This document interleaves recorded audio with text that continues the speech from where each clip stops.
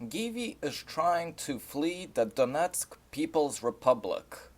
After the death of Motorola, news everywhere is surfacing that Commander Givi of Somali Battalion is trying to flee to the Republic of Transnistria, the Transnistrian Moldovan Republic. Let's go through the news to find out the exact details. So let's start with the Ukrainian report Union.net or Union.info. As I explained before, Union is an international type media from Ukraine that is owned by 1+1 Media Studios.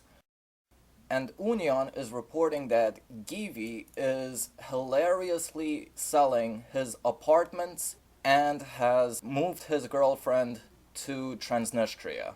And he's selling all of his apartments in the Republic of DPR so that he himself can move into Transnistria. I will do a Google Translate here, and let's see. Givi suspected of desertion. Terrorist hastily sells apartments and brought girl in Transnistria. You know that Google Translate isn't most reliable for translations, which is why I am here. The article goes on to quote a former Russian Federation colonel named Valery Gratov. I'm gonna translate his quotes right here. He's basically saying that he received the information from Givi's Facebook page that Givi announced that he is going to be moving to Transnistria. Okay, that he's selling 4 apartments and garages in Donetsk and Makiivka. And he's also stating that there is a feud or a split between Zakharchenko and Givi, that there is an internal conflict, like a civil war between DPR forces, Givi's forces and Zakharchenko's forces. Now, the same type of reports could be found in TSN, which is also under 1+1 Studios, saying the exact same thing. Basically, it's a copy and paste. Givi laughably sent his girlfriend to Transnistria and is selling his apartments. There it is. Hastily transported girl and sold out apartments. The article again goes to mention about Valery Gratov, the ex-Russian colonel. They're repeating the same thing, that there's a conflict between Givi and Alexander Zakharchenko. According to Grata, mistranslation, Givi is clashing with the DPR leader, Zakharchenko. This is also a mistranslation. At first, he believed the information to be fake, but then his sources in Transnistria apparently confirmed everything that has been stating, Why is he urgently trying to leave the country? That this is what happens to militant commanders when they're afraid of Ukrainian soldiers. And he added that because he's an ex-Russian colonel, to take action to arrest the deserter, because, an ex-colonel can give such orders, He's not on the job anymore, but giving the orders, apparently. And they go on to remind that, a reminder, Motorola was killed on the night of 16th of October, so that is why fear is running through Givi. He's afraid to be assassinated by Zakharchenko, just like Zakharchenko assassinated Arsen Pavlov, Motorola. So 1+1 Media is saying that the assassination of Motorola was an inside job. Some sources say by the FSB, some sources say by the DPR, and that Givi is running away from fear of being assassinated himself. Now here is where it starts getting a little bit different. If we go and inform Napalm, which, by the way, they do not have these articles in their English. Not Union, not Inform Napalm, they do not have the English variants of these articles. And usually they make a Google Translate article of everything they post. Not this, though. Inform Napalm is taking the names a little bit differently than from the original name Valery Gratov. So here they are saying it was from Valery Gratov. Let's see if we can do a Google translation of that. Valery Gratov. Valery Grata. Well, mistranslations for names. But Inform Napalm writes the name as Valeria Gratova, meaning implying that it's a female. It's a female person now. So it went from a male to a female person. Valery Grachev. As you can see, it still mistranslates, but when you add an A to a last name and change the name from Valerie to Valeria, that changes from male to female. So let's go find out who Inform Napalm claims this Valeria Gratova is. Let's translate the article. And they are claiming that Valeria Gratova, here it actually spells the name correctly. Colonel Valeria Gratova, ex-chief of the head of Transnistrian Security Service. So 1+1 media groups, Union and TSN, are saying that it was a male ex-colonel of the Russian Federation, while Inform Napalm is saying that it's a female ex-chief of head of the Transnistrian Security Service. So the Transnistrian FSB, the Transnistrian SBU per se. So now the ex-head of Security Service of Transnistria called to take action to arrest the deserter. MGB means Transnistrian Service and DNR means the DPR. So an ex-security service of Transnistria is telling Transnistrians and the Donetsk administration to arrest the deserter? You can't command both forces like that, especially if you don't have the title anymore. They proceed to say the same quote that, he was shocked about the news, strange news coming to him, or her, we don't even know, that he is hastily selling 4 apartments and garages in Donetsk and Makiyevka, so that's a copy and paste, and that it's an embarrassment to his hero friend Arsen Pavlov Motorola. Inform Napalm is also going to say, recall that on Saturday, Ukrainian hacktivists gained intelligence from Motorola's gadgets, Motorola's materials, the data from his cell phones, from his laptops. Inform Napalm allegedly acquired all of his information, which we will get to in a minute after we finish talking about Givi. We will talk about this information that Inform Napalm has presented to us about Motorola. The information that they claim further proves that it was the FSB that assassinated Motorola, which is contrary to what TSN and Union are saying, that it was the DPR and Zaharchenko's forces that assassinated Motorola. So again, which one is it? Was it the DPR or the FSB that assassinated Motorola? We'll get to that in a minute. First, let's finish up about Givi right here. So the next source that we're going to go to is censor.net.ua. It's a Ukrainian anti-censorship type of media. This is the article about the Givi fleeing to Transnistria type of thing. If you copy and paste it to Google Translate, look at this article and look at the new article now. It's a copy and paste. It's literally a copy and paste from Inform Napalm to censor.net, Same exact thing. So let's go to a different source. This source is called Komsomolskaya Pravda v Ukraini, or kp.ua. It's a Ukrainian source. Basically, let's copy and paste, and there's slight differences in this article, but still it has the copy and paste. It has the copy and paste of that quote, of course. Now it's added, he wrote on Facebook. So now the ex-colonel, this article says that the former head of security service of the president of the unrecognized Transnistria. So now this is like, a president security guy, a president security chief, male apparently, wrote on Facebook. And also the other difference.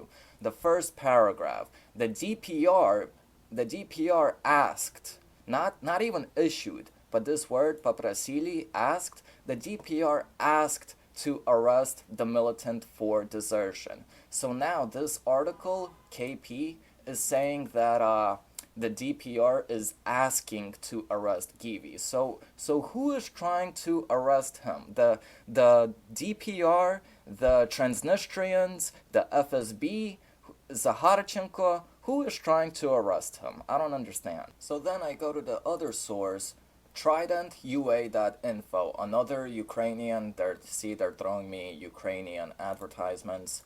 And here they're showing the screenshot of the alleged Facebook post. I cannot, Google Translate it for you because it's a picture, it's an image, as you see. But what's it called? Basically, you guys already saw the translations because it was copy pasted everywhere. Again, saying this article is saying that Givi and Zaharchenko are at a dispute, that they have internal conflicts, that he brought his girlfriend to Transnistria. This was on the Facebook page, written again by a Russian colonel, so former head of security service for the president of the unrecognized Transnistrian Moldovan Republic. So now they put that together. But you can't be a Russian colonel and a Transnistrian security service agent, for the president especially. That's a local picked Transnistrian person, because it's an unrecognized country. Russia cannot do unrecognized countries where there's a international peacekeeping mission by the Moldovan Transnistrian border. You just can't do that. So anyways, I decided to search up Valery Gratov's Facebook, and what we get Valery Gratov's page. He is a Russian airborne. He lives in Moscow. He's from Moscow. It doesn't give any more information about that. And now he's posting posts about the whole thing being fake, exclusive. Here, I'll just translate it for you guys. Disclaimer that the fake escape to the Transnistrian Republic. So, and let's see what he wrote. He just wrote some weird poem, some mumbo jumbo, Only here, do not fake it. He claims that it's still not fake, but, who is this guy besides an ex-Russian airborne? I don't see any credentials anyways.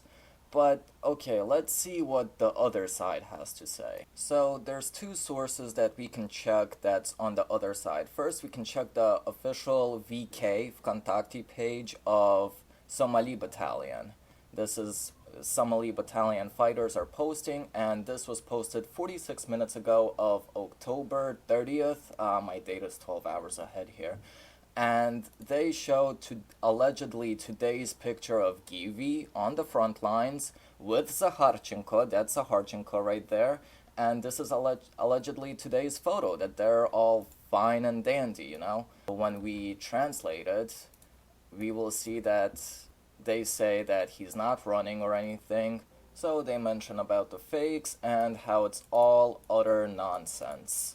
But okay, we cannot confirm if that photo was really taken today. So what we are going to do for the other source is check Givi's video directly. It was uploaded October 24th. All of these rumors surfaced on October 22nd, as is written on Inform Napalm, October 22nd.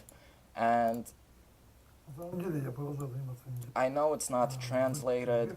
A quick rundown, he's basically saying, I don't own 4 apartments and many garages. I only have 1 apartment and 1 car. Both were given to me by Zaharchenko. Zaharchenko is a close friend of mine. That I would never leave this land. I was born on this land. I was born in Donbass, and I'm going to die in Donbass. Everything here is bullshit. And as we also mentioned earlier about reports about having information about Motorola from his gadgets, he also talks about that. He says, leave him alone. He's already dead. Stop mocking him and stop talking bullshit about his wife. We will get to that bullshit in a minute about what they are saying, what the Ukrainian side is saying, but he is saying that I will never leave this land. Stop talking bullshit about his wife and stop spreading fake shit about me. He's, if you don't, here's the title even. The title, Givi about his quote escape. He says enough fakes. And so the last thing that I'm going to talk about, what are these reports? What is this information that they are talking about Motorola that Inform Napalm exclusively received? Well, let's go on the page. Again, this page is not available in English.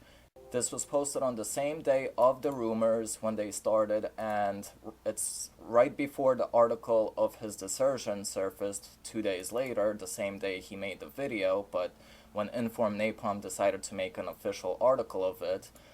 So let's get to it. FSB, the first things we see is how there's a love triangle, and how the FSB is behind the assassination of Motorola. So let's proceed to the article and then the evidence that they provide for this, for their claims.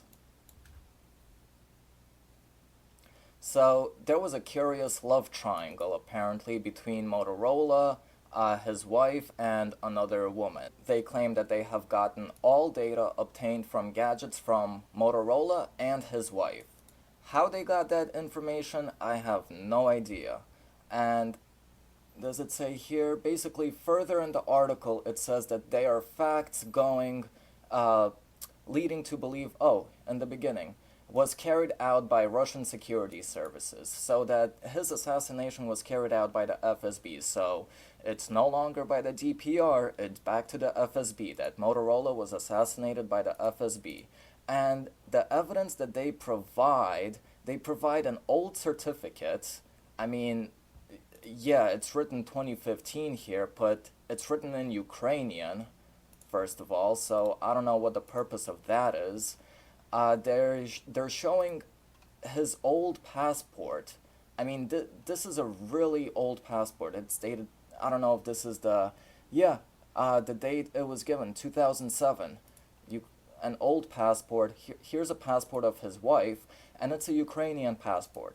Guys, what I want to tell you is that people, especially people part of the militia, but including the citizens of the separatist-held Donetsk and the separatist-held Lugansk, they get their own passports now. Remember, they have seceded. They consider themselves as their own countries, and they have given everybody their own DPR and LPR passports. And if you guys don't believe me, then here are some quick videos about the DPR receiving their first passports.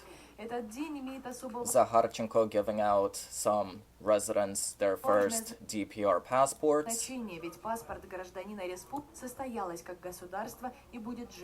And the Lugansk People's Republic followed the same style. See, that's the Lugansk People's Republic flag, and it was given out by the president of Lugansk People's Republic, Igor Plotnitsky. And as for the rest of the evidence that they had, well, more passport pictures, a passport of him in some underwear, so very, very informative. And this is allegedly the pictures of a woman that he had on one of his cell phones. So that's it. They only provide 2 pictures and her VK page, which says that she's from Lugansk, but it doesn't say much anything else. You know, so what? Who is this woman? Okay, like, even if there was a love triangle, so what? That's not a, he has a love triangle, let's assassinate him. Let's give orders, to the FSB to assassinate him for cheating on his wife. But I don't even think that's the case here. So, what do we need to take seriously? Well, when you run into sources that do these type of claims, check the other side for what the other side claims. Check for primary sources, because the people are denying this, Givi is denying this, Zakharchenko is denying this fake bullshit, they're claiming it's all fake, and I don't see any way of how Givi can himself or even his girlfriend flee to Transnistria. So this is the map. They are over here, and Transnistria is over here. Since it's an unrecognized country, they can't take a plane to it because they would get stopped by Moldovan customs, and they can't drive through Ukraine because they would have to pass a lot of checkpoints. It would be or they can't, the only way is that they would have to take a boat, but still, they would have to go through the port of Odessa to get there. So I see no way that they can flee to Transnistria. And even if he does flee to Transnistria, and it's the FSB trying to assassinate him, not the DPR, the FSB is not limited to these places. He would have to surrender himself or go to Poland, go to some neutral country like Switzerland, because the FSB would have access to Transnistria. And plus, on top of that, Givi had many chances to run before.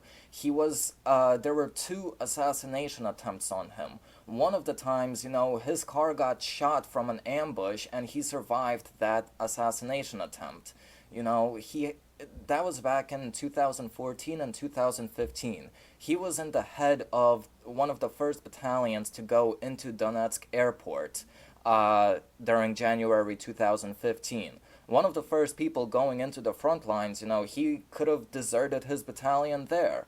But one of the things he says in this video is that I don't have apartments and cars, but the only thing I do have is my battalion. And my battalion is all that I need. So, personally, I don't see him as a deserter, especially born and raised in Donbass.